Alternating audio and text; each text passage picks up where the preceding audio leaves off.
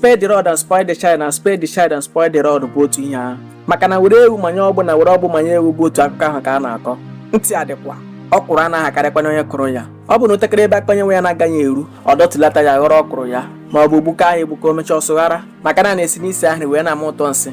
Nnụnụ gakwana nkwe ejiri obi mara osisi ọ ga-ebe vere osi na ụmụaka wee na-ewu ajọ iwe ọkụ. Ọ na-abụ ihe ọbụla nke ọ tụrụ aka enye ya ị na-enye ya ọ bụrụ okwu ọ sị gị ọ ga-eri nke a ị na-egopụtara ya ahụ ọ ga-ekwene nụ ihe wee ruo mgbe ị gọpụtara ya bụ ihe na-adị vero n'anya oge ọbụla bụ ọgụ ya na ụmụaka ibe ya anaghị egwute egwu aka ị na-anụ dọha anụ ọgụ vero anaghị ekwekwa na-ekwe ma ọ tụọ ya ege mbụ ọ taa gị arụ ọ bụrụ na o mepụghị gị ọbara na ahụ a ga-ezu ya ike ma o ji ihe eze mepụ gị ọbara ọchọ otu ihe merụọ gị ahụ. Ọtụtụ ndị mmadụ na-abịa na be nne ya na-eshi nkwu ndị a bụ ndị o merụrụ ụmụ ha ahụ mana onwe ihe nne ya ma ọ ga-eme maka na Veronica karịala ya ahụ ọ naghị ekwuruzi nga ọ na-anụ. Ọtụtụ ndị mmadụ na-asị na ọ bụ mmụọ ọjọọ na-enye Veronica nsogbu na o ji ya anya ya were eme. Ọtụtụ ụmụaka ibe ya na-asọ ya asọ ebe ndị nke obi kara na-amanye aka na-asị ihe ọ ga-apụta nya pụta.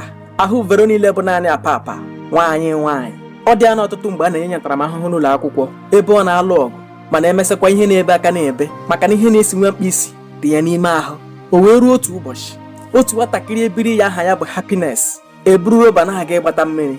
O wepụta zute Veronica n'ụzọ o wee kpọọ Veronica aha Igbo ya Mmasị si ya mmasị Chukwu bịa ka anyị chụọ mmiri. Ihe ahụ na-ata Veronica n'isi wee taa ya n'isi o wee gbaka wee sị Happiness na ihe a bụrụ izizi n'ikpeazụ ọ ga-akpanye aha Igbo ya na ya kpọzikwanye mmasị Chukwu ọzọ.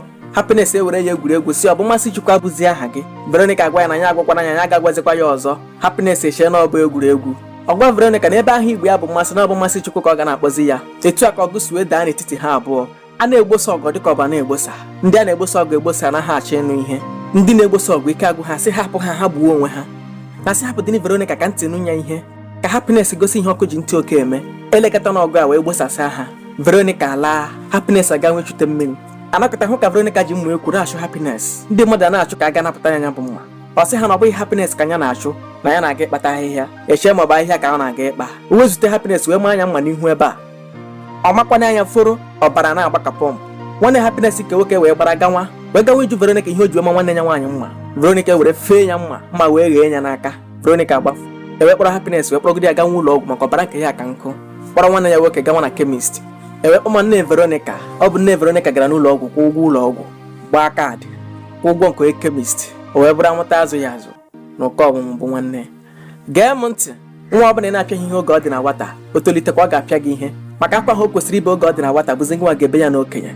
Ọ kwụrụ anaghị akarịkwa onye kụrụ ya.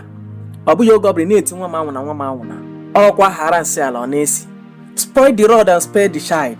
Ọkwa na ụmụaka ka o si ebido ọ bụghị nke ọ bụla ọ nọ na gị nye ya o tolite ọ eche n'etu ahụ nke ụwa dị jirikwa oge wepụ aka enwe n'ofe. Ọ bụgodị na ọ bụ nwa na-anaghị ekwe nyere ya aka kwetere ya maka na ekwe na-ekwete n'ute ekwere ma ọ bụghị ikwe etu a lekwa bill ị ga-akwụ ma nke ụlọ ọgwụ kwụọ ma damages. Ihe a na-agba na ntị ịgbakwa ya n'anya anya akpọọ maka na onye gbara awa ụkwụ sonyere ya aka wee dukenwe ya. Ntị adịkwa ya gazie.